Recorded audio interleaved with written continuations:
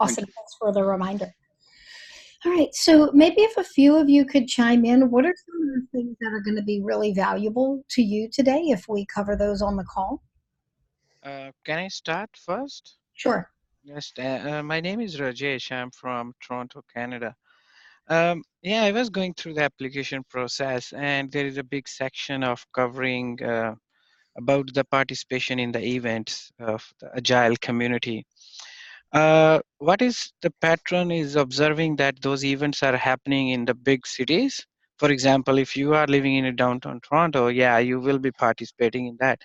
But there are small cities along with that. The organizations want to change. They want the agile coaches to be there. But then, the challenges with the big city, small city commutes, that your job timing. So if we get some flexibility on that, instead of participating physically, if we can consider some online participation too. I think that is make more sense to me personally, and as well as to the whole community will definitely escalate the whole process easy going. Mm-hmm. Yeah. So when we talk about community participation, it's not necessarily just a meetup or a conference. It's how are you contributing to and participating in the worldwide Agile community at large. So that can be things like attending meetups or conferences, speaking at conferences. It may be things like hosting online events or meeting online events. It could be meetups, it could be open space, it could be coaching practice, people that come together and practice coaching.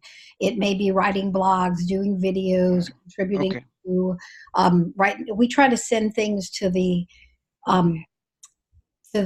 candidate email groups, things like we're putting some books together every year, volunteering at conferences, things like that. So, and Olaf, you had some other thoughts?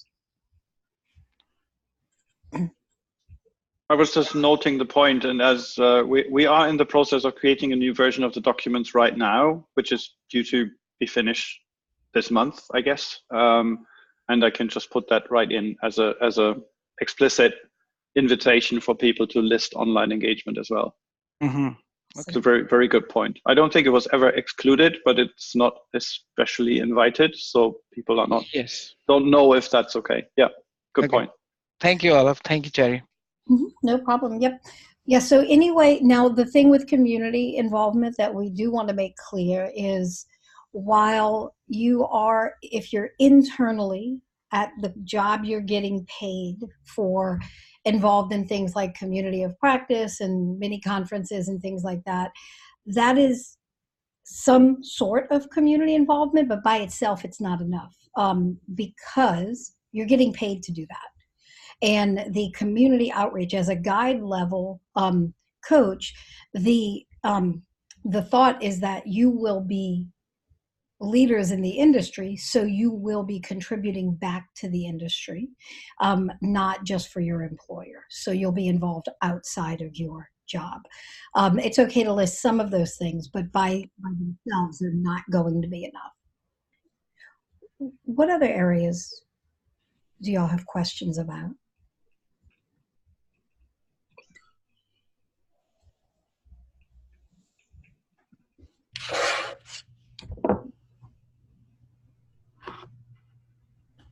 This is Lana Berry. I have a question around the prerequisite of number of hours before fully being able to submit for the final CTC, for instance. So the 1,000 hours in question, could you give some context around what would be considered applicable towards those hours of coaching? Sorry, coaching specific hours. Okay. Anybody, Elise, Brock, Olaf? I don't want to answer all the questions, so. Sure, I can go ahead. So it's definitely every hour you spend individual coaching is definitely counting towards it. Organizational and team coaching can get a little blurry because some things are mixed in that are explicitly, or can be mixed in your engagement or in your job description that are explicitly not supposed to be included. the two examples that come to my mind first are training or preparation for training. So if part of your job is to roll out training for 100 people and to create a training plan and to create training content, that's not coaching. And Scrum Mastering is explicitly not part of that time. So if you are a Scrum Master for one team, that's not coaching. And there's always gray areas in between. But if you're working with multiple teams, if you're helping the organization, if you're working with leadership, if you're facilitating workshops like release planning events and things like that, all of that counts towards your coaching hours. Does that help, or does Yes. that answer Yes, your it does. question?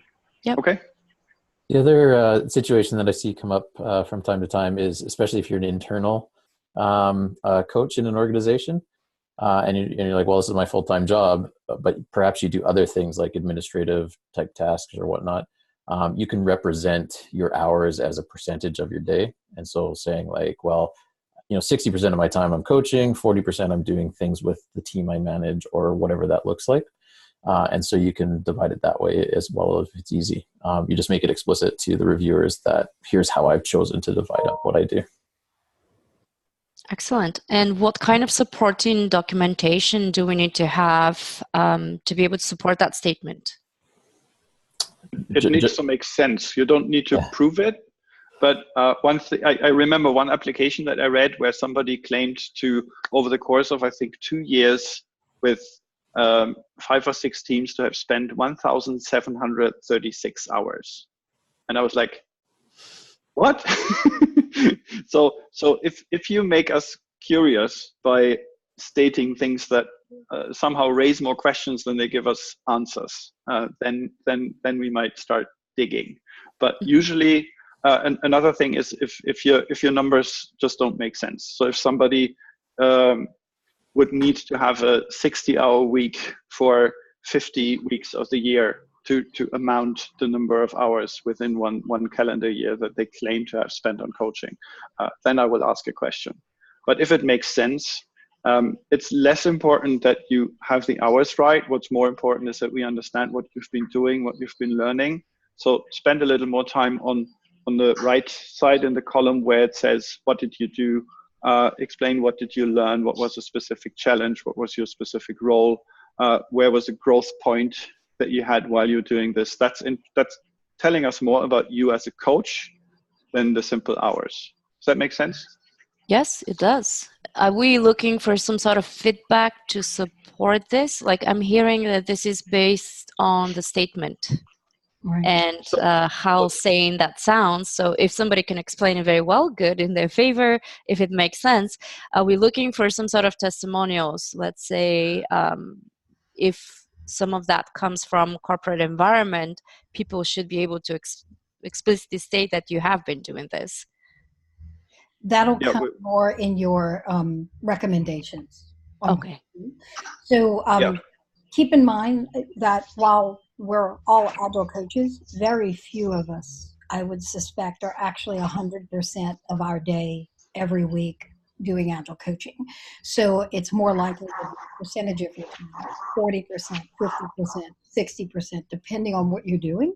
So just by showing, I coach 50% of the time, and it's this many years, this many months, whatever.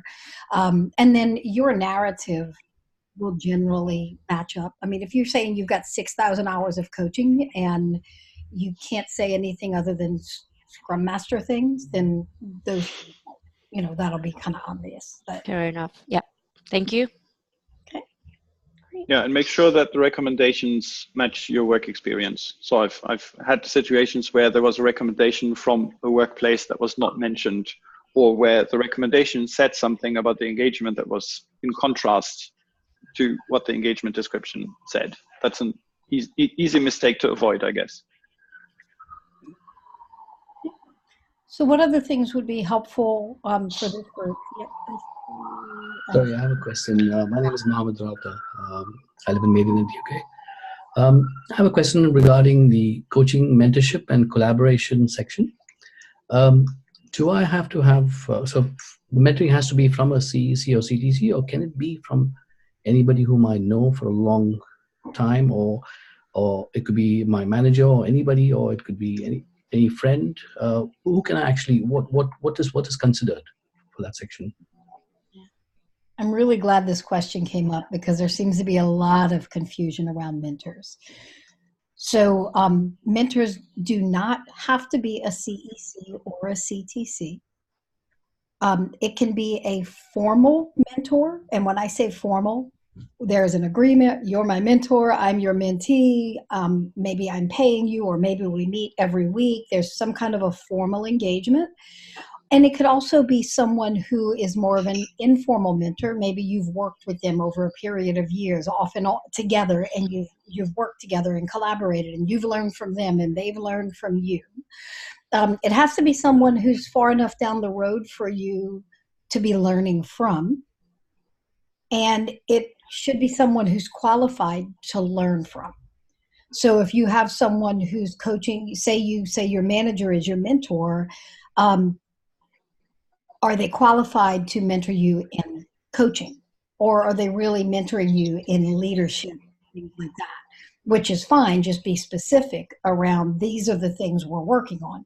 I'm working with this person on mentoring, I'm working with this person on time management, I'm working with this person on coaching. So that way you show that they're qualified to actually teach you what they're teaching you.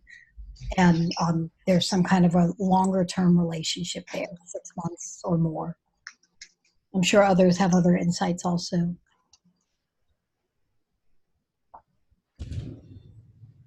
I think the relationship is key. It needs to be somebody who, over a longer period of time, has a real interest in you growing as a coach. I sometimes say technically it could be your mom, but that wouldn't fit Cherie's description of qualified as helping you grow as a coach. But who knows? Maybe your mom is really, really good at asking powerful questions, and she's helping you grow. And the juice, the value, is in the explanation of how did you grow in that relationship, and how does that relationship let you grow? What did you learn? What did they learn? How is it continuing? That's far more interesting than the role or technical, whatever, credential or anything of the person you're coaching, you're mentored by. So if it's somebody we know, nice, you run a risk of us asking them about the relationship. If it's somebody we don't know, that's equally good. And you do not need a application mentor. This seems to be the biggest confusion point. It's a little concerning to me when I think about people getting a mentor for the application. It would be concerning to me that you got someone to help you fill out a really great application, but it didn't reflect your real work and what you do. So this is more about you growing and learning and being a good coach than it is filling in a good application.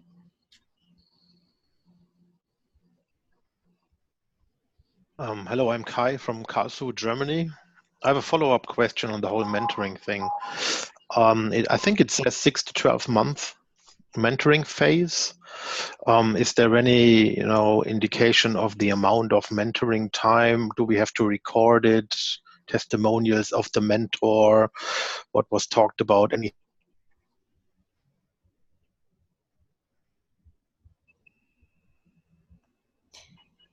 Okay, we lost you for a second, but it looks like you're back now, Kai. So Okay. We don't need any kind of proof. You will need a mentor recommendation. Okay. Which mentor you want in the application. We're going to add it. There's specific things we're looking for. How often did you meet? Which says the intensity of your mentoring. So how often? How long? What time period? What did you focus on? What did you learn?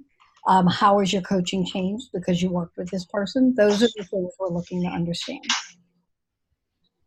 Okay. And we're learning from the way you're describing that relationship. Keep in mind that all we want when we're reading your application is we want to learn about you as a coach. The reason we want a written application is that we want to know how well you can articulate your coaching identity, so to say, your coaching learning journey, so we can see, okay, you have an awareness of how you've grown over the years and how you plan to grow. We don't consider this as like, okay, now you are certified and then you're done with your learning.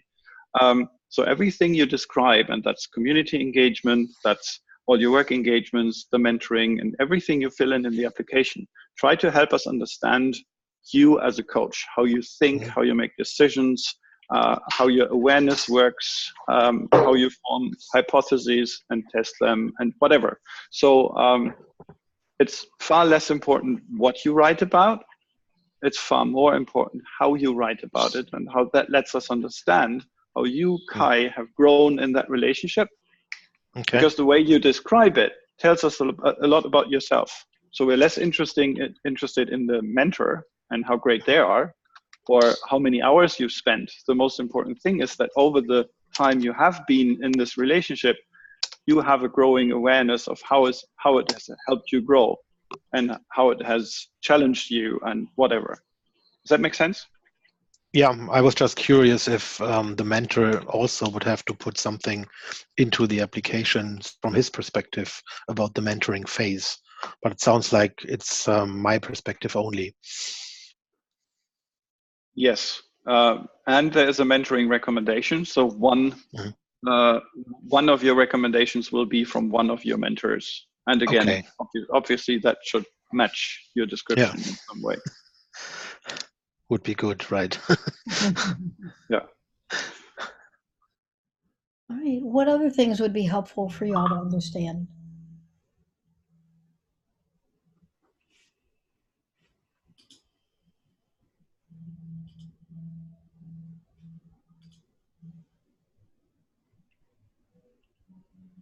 Hello, I'm Jonathan.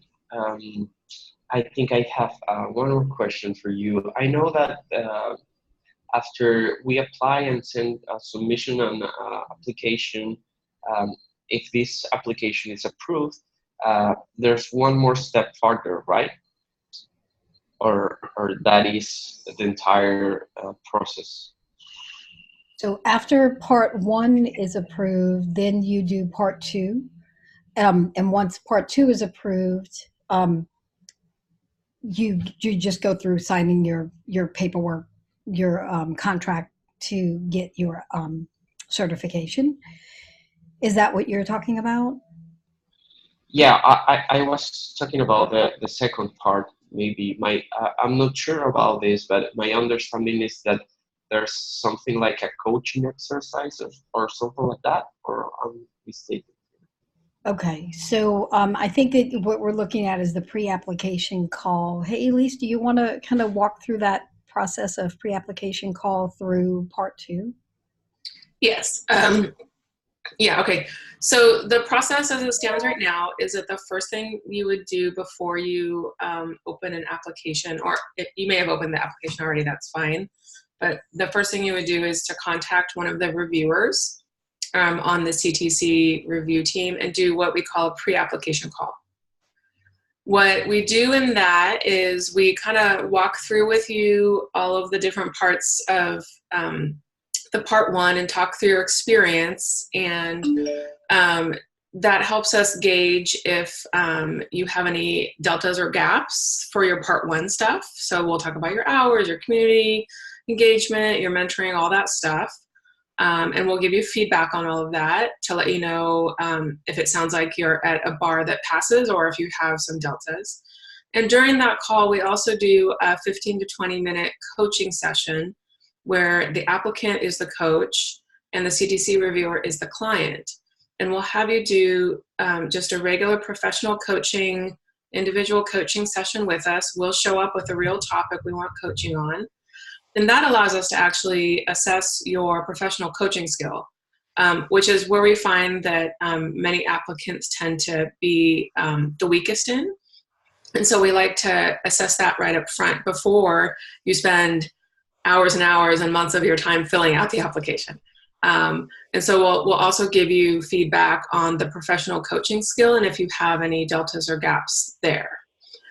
So at the end of the pre-application call, you should end up with a really good understanding of if you have deltas and further learning before you're ready to engage with the application or not. And it's always up to you. Even if we talk about some areas where you could be stronger, you're still welcome to pay the fee and open the application and start on your part 1. So all decisions are up to you. Our job is to just help you get information. And we'll also answer questions that you have in that call. And we'll also, like when I do the calls, I give people a lot of sort of understanding about what to put in different sections and what we don't count, so that people you don't spend a lot of wasteful time putting into the community engagement section all these amazing things you did at work with communities of practice and leave out all of the actual community stuff you do. So we kind of give you guidance on how to fill them out so that you're maximizing your time in the application. So that's the pre-application call. The next step is that you pay the fee and you get the real application and you fill out your part 1. And then you submit that and you email Scrum Alliance, and then part 1 gets a reviewer. We'll review it. It's either a pass or a not pass. If it's a not pass, a second reviewer actually gets assigned, so we get more than one person to look at it. If both reviewers feel like it's a not pass, then we go back with feedback to the candidate about what the areas of improvement are, so that the candidate has a good understanding of where they need to continue growing. We generally will defer for 3, 6, 9, or 12 months. Assuming you pass part 1, then you move on to part 2. You fill out all of part 2, and that includes your mentor and client recommendation letters. So there's 2 client recommendation letters and 1 mentor recommendation letter, and the part 2. When that's all complete and you've sent that all into Scrum Alliance, they notify us on the review team, and we have 2 people review every part 2. If the 2 people are in agreement, it's a pass, then you pass. If it's a split vote, if one reviewer thinks it's a pass and one thinks it's not, then we put a 3rd reviewer on it to have a tiebreaker. And if both reviewers feel that it's defer, then we write up very specific feedback for you, and we'll defer your application for 3, 6, 9, or 12 months. And we'll also do a call with you to walk you through the feedback so that you have really good and clear understanding of the areas where we feel you have deltas that you could further grow in order to meet the bar. So that's sort of the overarching process. So pre-application call first, then part 1, then part 2, and your recommendation letters. Do folks have questions? That's really helpful. Thank you. I just want to add something that some of us have done in the past, and we just realigned all the reviewers on this intention, is that whenever we pick up a part 1 or part 2, we reach out via email to the candidate and tell you, hey, I'm starting to review your application. Please expect comments in the Google Doc as I'm reading through and having questions. And usually the way I do it, some kind of conversation starts. And another thing, I'm not sure if that's true for CEC and CTC, because I'm only reviewing CEC, but we also have this in-between pass and fail where we just talk to you. So I think the highest amount of candidates comes through with a like in-between, like almost pass. And then the 2 reviewers will just reach out to you and set up a Skype or Zoom call and have a conversation and understand the details. And in several cases, I don't know any percentages, but usually in these calls we manage to close gaps because things can be misunderstood in writing, and the clarification of a direct conversation usually helps a lot. And obviously feedback about your growth areas is a lot better to communicate in face-to-face than it is in an email. So I think in the CTC call, application process, we've done that mostly as a tiebreaker. So I think Cherie's done a couple of calls with folks as a tiebreaker. So yeah, we also do that process when we think it will be helpful.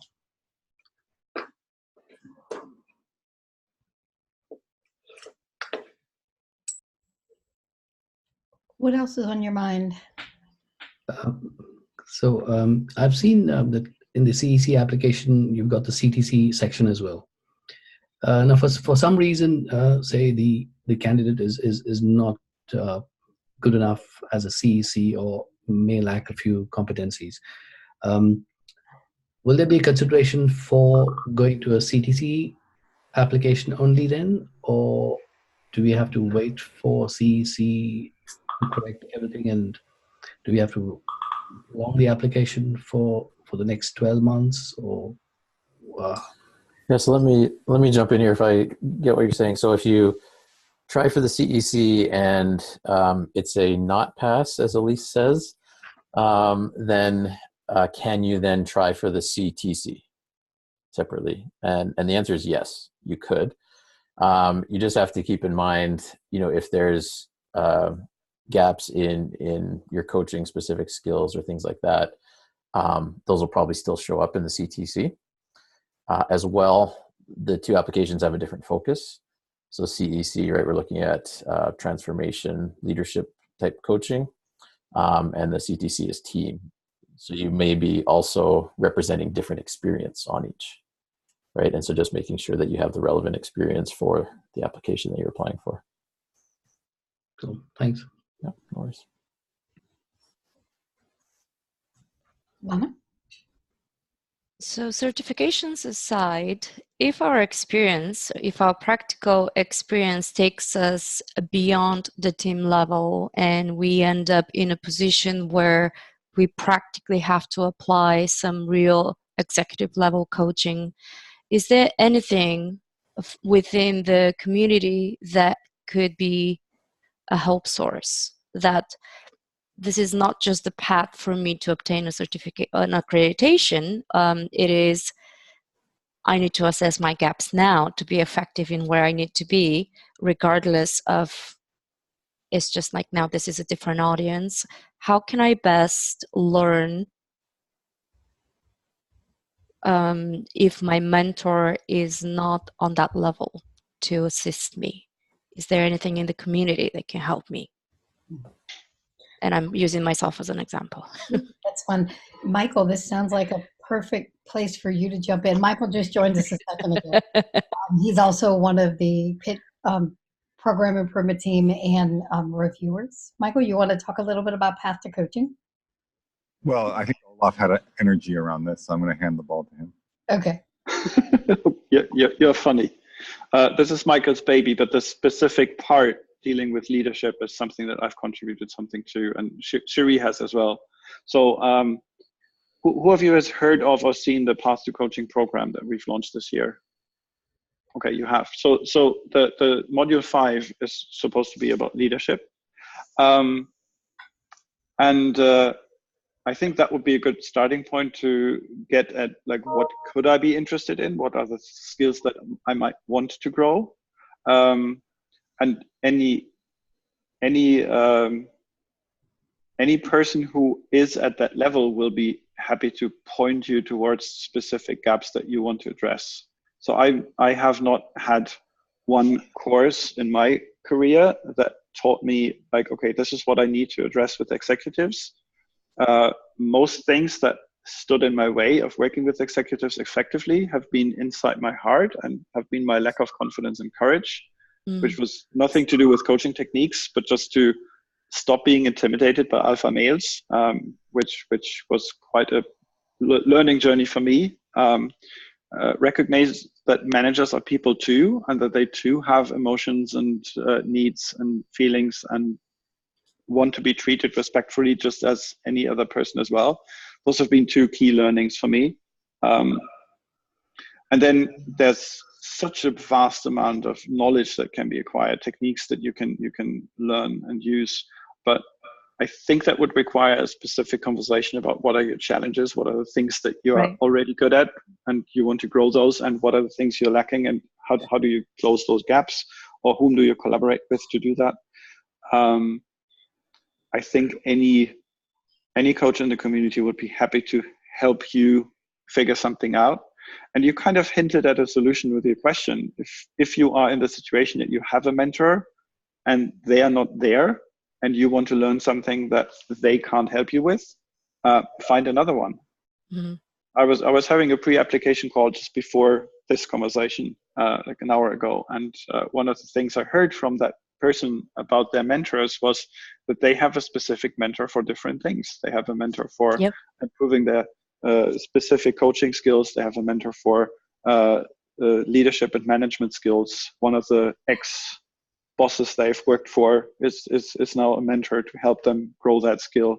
They have a trainer, friend, colleague who's helping them improve training material and things like that. So having specific experts for specific areas of your improvement is a very sensible thing to do. Like we never grow, we never run out of growth opportunities as coaches, I guess. The world always gets more interesting the more we learn, and then new challenges show up on the horizon.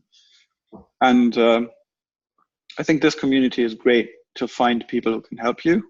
Mm-hmm. This is one of the biggest benefits I get from being a CEC, that I know whatever challenge I have, I can just send one email to a mailing list, and there will very probably be somebody who either can help me or can point me to somebody who can help me. Okay. And Brock, I think I've already extended one invitation, and now I think tables turned on my end. Do you mind if we actually happen to have that conversation? Just because I've already reached out.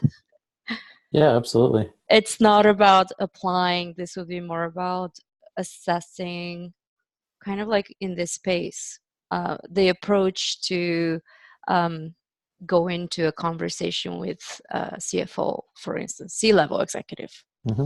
You have my contact info, do you? I do. Okay. Yeah, just send me an email. We'll figure something out. Excellent. Good. Thank you.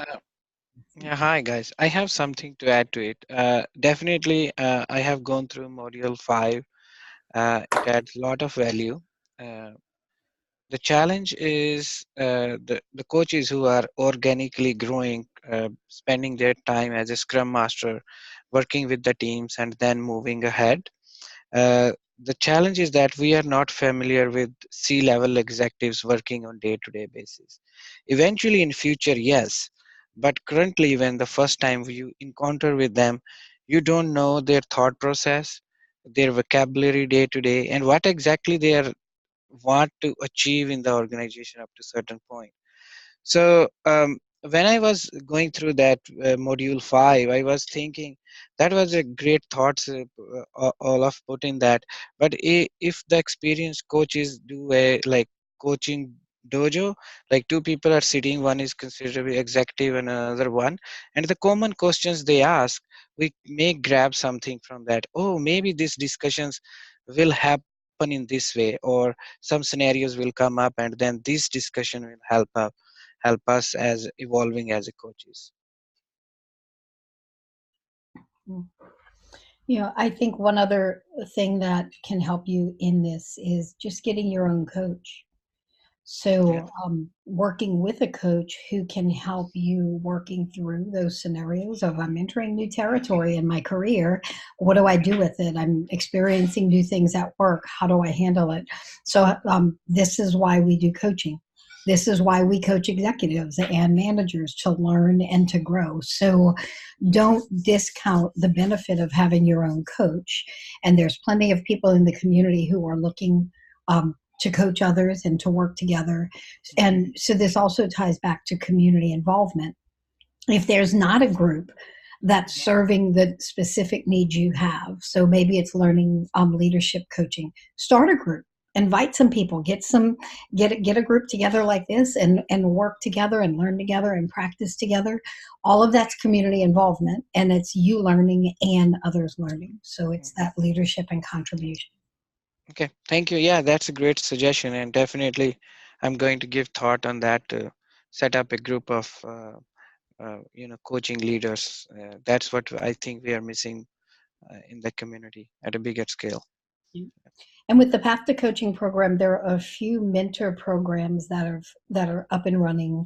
There's a few more that will be starting by the end of this quarter, so that there'll be a few more avenues that you can get in and get some information from other people too. So we'll try to keep you posted as those new mentor groups start up. Okay, thank you. And Thank you. and as we're talking to a group of people who are looking at the path to coaching from a client perspective and at these mentorings from a client perspective, let us know what you need. So currently we're doing this big, broad, apparently many people need mentors, so we're offering mentoring. But if there are several people interested in, like, I would like to do mentoring specifically on the executive coaching because all the other bits I've covered, I'm sure one of us would step up and say, hey, I would be really interested to lead such a group. Okay. And also, if you have any specific feedback on, yes, module 5 on leadership was great, and there were these 4 great things that I learned from it, but there are 2 areas I have questions about and they were not covered, let us know. This thing is still in beta, it's still in development, it's growing. So if you have any suggestions, use the Slack to tell us, and also use the Slack to reach out to other coaches for learning groups, creating these peer community things that Chiri has just suggested. And yeah, let's keep in touch and let's get a conversation going. Yep, definitely. Thanks. These are big suggestions, and I'm going to work on that for future. Yeah. So we've got about 20 minutes left. Are there any other things that you all have that are going to be really important to understand? This is Joe. I just had one question about the path to CTC. Will there be any future in-person formal offerings that are available? Like a formal classroom setting, kind of like what, I see Agile is kind of where I got my kickstart. And then I was thinking of going into the coactive coaching model and starting to take those classes. I'm actually signed up for the fundamentals in July. But I was wondering if there was anything else to be coming out of this group. So I want to make sure I understand. So you mean the professional coaching training kind of piece? Correct. Is that what you're talking about? Okay. So there are several schools that we recommend that a lot of Agile coaches go to. I know I have a ICF accredited school that I run targeted at Agile. I don't know that there's anybody else in the Agile community teaching the ICF specific courses so that you would get the dual certifications. But we have a list of different places we recommend, people we could recommend you to go to. We haven't gotten to a place where the Path to Coaching program itself is dual certified with ICF. That's a personal goal of mine to get that in the next couple of years, but it's not from the Scrum Alliance themselves, not the ICF path. Okay, thanks. Yeah, that information would be super helpful.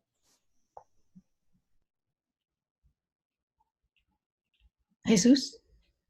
Good morning. Sorry, I was 10 minutes late, so if you already talk about this, feel free to let me know. But I wondered if you could talk a little bit about the community involvement part of the application. Like, what are the expectations about what applicants should have covered over a period of time in order to qualify or to have that qualified in the application? That was actually the only thing you missed. That was the very first thing we did. So it could be anything that's outside of your employment. So it may be going to conferences, meetups, online groups, maybe online coaching practice, open space, anything that is involved in the worldwide Agile community, either as a participant, which you're going to learn, or as a contributor where you're going to teach other people or create a space for other people to learn, or as a leader where you're actually putting the thing together to create the space. So organizing a meetup, organizing an open space, volunteering at conferences, things like that. And so just about anything that impacts anyone outside of work that is in that Agile community for growth is going to be community service. Those articles or blog posts or journal publications. Does that count as part of that community engagement as well? They do count as part of community engagement.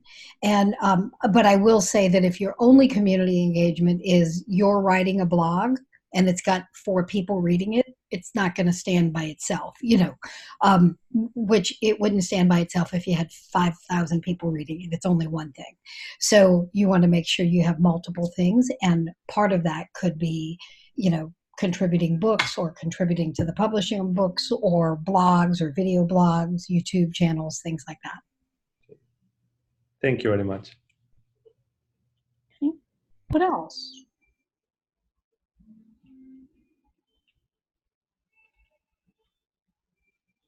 I have one thing I want to mention that I see often is using coaching as a descriptor in your application, or coached. I coached this person to do whatever. I did coaching with this group. Because coaching, the word coaching is so misused in the industry, and many people don't really know what coaching is. When we see that word, the first thing we say is, yeah, what does that mean? What does it mean to you? What did you actually do? So rather than saying, I coached someone, say what you did. We met and we did this. So describe what you did instead of describing it as coaching, because what we do find is many people who use coaching, what they mean is mentoring or training or consulting. They don't actually mean coaching.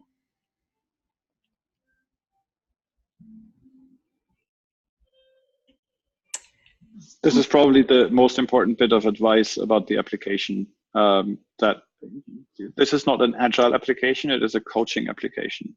So whenever you can choose between telling us about all the amazing agile things that happen in your client organization, or tell us all the amazing things that happened in your head while you were coaching, choose to tell us about the amazing things in your head rather than the amazing amount of post-its that was stuck to a wall or whatever. So the context is interesting and it's important, but the context should be 20% of your account of your work. What's going on in your head should probably be 80%. And the other thing, some people believe that, okay, now I've spent 10 years doing this work, and I think I'm good enough as a CTC or CEC, and now I take this document, I fill it in, and I expect to pass because I'm great. And maybe you are great, but almost everybody who comes through finds that filling in the application and reflecting on your journey and making sense of it and building your awareness of where you actually are, that's a learning journey in itself. So I remember filling in my application 6 or 7 years ago and giving it to my mentor, who was one of the first CECs, and I got it back and he said, it's not good enough. And I'm like, yeah, what do I need to change? And he said, no, it's not good enough. And I'm like, what do you mean? I said, the whole application wasn't good enough. It was like all wrong. And then I started to ask questions, and then I started to change that bit and change that bit. And I started to learn things, and I started to change my perspective. And it took me a year to fill in the whole thing. And it was the hardest document I ever worked on, including everything I did in university or school. It was one of the greatest learning journeys I've had in my career. And I had that expectation when I started because the people I was working with had gone through it and told me that it would be hard. Many people don't seem to get this advice when they start. So I want you to have that too. So expect it to be a learning journey. Don't expect it to be oh yeah, I've done this now and I'm getting the badge, then I'm moving on. You use the learning opportunity to actually understand yourself and your coaching and your growth and the stuff you do, and then it'll be amazing and interesting. Yeah, I agree. That was my same experience. And so using the application as a roadmap for growth can really help you. Oh, I didn't know I needed community involvement. Let's see what that entails. And then gave me a whole place to learn. If you read through part 2 and the scenarios and you're like, well, I don't know what I would put here. Good. that says that now you're looking for experiences that you can learn and say, well, wow, I've never worked with multiple teams that needed to organize. So let me work on that. Let me go learn that. Let me encounter those experiences. So now I know how I would answer that question. So it's not just about filling in the application. It's about what are the experiences you're having in learning.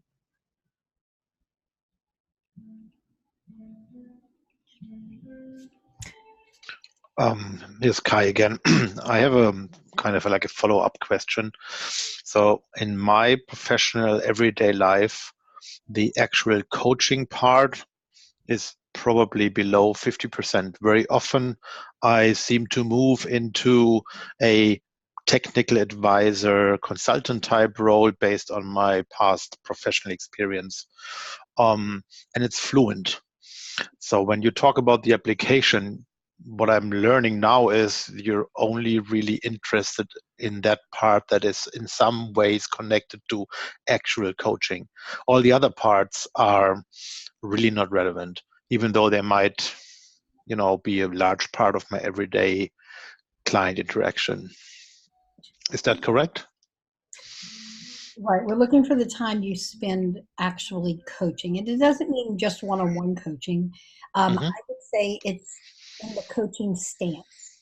Okay, so there's this mindset that is the way a coach approaches things. Even if I'm mentoring, I'm coaching it, I'm approaching it the way a coach would. I'm asking questions. I'm allowing that mentor to learn as much as they can for themselves, and I'm contributing some information. For many people, they're in a consulting mindset. I've got all this knowledge. You asked a question, I'm giving the answer. And so what we want is for you to break from that pattern and recognize that in many, many, many cases, your clients do have what they need to solve their own problems. And what they need is someone to partner with them and ask them questions and help them to see things from different perspectives. And it's that time that's coaching, rather than I'm just consulting and giving you all the answers. To make it like a concrete example and double check, just last week I ran into a situation where a team was claiming that they would do continuous delivery. And I had a very clear understanding of what that means to me. And I used powerful questions to basically show them first of all, the gap between what they were thinking they should be doing and what they were really doing.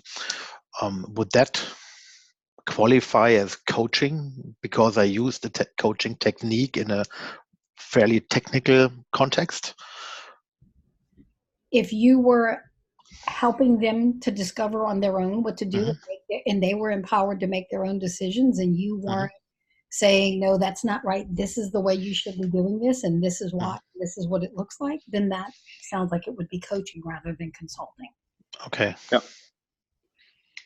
Yeah, I wanted to say something similar. So if you use your coaching skills to guide them through technical discovery conversations, if you host an architecture workshop and you help them discover good designs and a good architecture for their software, and occasionally you might ask, don't you think that we should spend some time evaluating the risks of this bit of the picture? That gives some of your expertise away.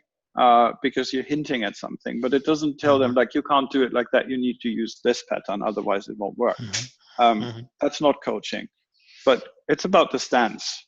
And this is why I said 5 minutes ago, let us know what's going on in your head and how you're actually interacting with the people, instead of just telling us they had this huge problem and then I coached them so that we had a good architecture, and then so that doesn't really help. But if you explain it like you just did, maybe with a little more detail on what kind of questions you asked, that's definitely good enough, and that is definitely coaching. Right. Okay. If you say I coach them on having good architecture, immediately I say, oh, you told them what to do, not coaching. Okay, thank you. Okay. Right. Okay. I have one last question. I know we are just running out of time now. Sometimes being a coach, we don't bound ourselves to just the Scrum world of the thing. Sometimes team needs another lean principles to understand or agile principles. So in that case, can we put those things in the application? I will go very honestly. Kanban is one of the things which sometimes teams want to start with, like the basic things, and then we can move the thing. So can we put those things in the application? We practice them, we coach the teams, or facilitate the workshops around those kind of agile principles. Yes, please. Okay, thanks. This is about helping people improve through coaching. It's not about a method. It's not about Scrum or Kanban or anything. Okay. You might need a few more arguments if you want to convince us how you coach them towards the waterfall process. Okay. Yeah. But if that's what happened to be appropriate. Yeah. Okay. Got it. That would to me as a reviewer, I'm just talking about myself. That would not be a reason to make you fail. If all of what you tell me is about getting people towards waterfall and away from agile, I would probably be critical. Yeah. Got it. Thank you. The other thing to mention there, I think in the CEC application in particular, there is a section on coaching specialties where I think lean approaches is one of them, and so there's opportunities there to highlight maybe a different specialty that you have that wasn't represented yet in the application. So we are interested in those things as well. Okay, thanks.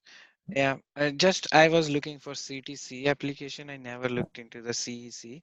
So my questions are around those ones, just to make clear. Yeah, I think there's a similar part in the CTC application where you can choose something that you are good at, and if you choose to highlight your Kanban skills, that's perfectly fine. Okay. There's also a question in the CTC application where we ask for an example of a situation where you chose something other than Scrum, whether it's Kanban, Lean, XP, whatever. And so there's a specific question and you can highlight your experience in that question, but you can also feel free to put it throughout the application as well. Okay, thank you. Yeah, it's more about being an agile coach than a Scrum coach. Okay. I think one last thing that I would highlight in the application that I see sometimes is this is not the purpose of the application is not to show your agile intelligence. So when I'm reading answers, I want to hear the story of you as a coach, not the textbook that you can explain to me and prove that you know agile. So by this point, there's an assumption you know agile, you know what you're doing. And unless you say something in the application that makes me say, I'm not convinced you know what you're doing, go on the assumption that we get that you get agile. So don't show us your intelligence. Show us instead the story of how you work with people in an agile environment to increase agility. That's more important. If you don't know agile, it'll come out all by itself. But don't waste your time proving to us that you get this. Yes. Yeah, that's very valuable. Thank you, Charlie. Okay, everyone. Well, thanks for joining us. I hope this call was helpful to you. We'll be doing some more of these in the upcoming months, and feel free to join. And if there's other questions you have, feel free to reach out. We're in the Slack community. It makes it really easy. Or if you have topics that you would like us to do some calls on just for some community help, just let us know. We're here to help you. We're here to build this community. So you have us at your disposal. Use us while we're close by. Great. Thanks for joining. Is everybody okay with us publishing the recording of this in the Slack? Yeah. Yes. Awesome. I will do that sometime in the next. Yeah, and can you will get the chat as well, right? Can you put that in as well so that? Yes. All right. Thanks, everybody. Thank you. Thank you. Thank you very much. Bye. Thank you. Bye. Bye.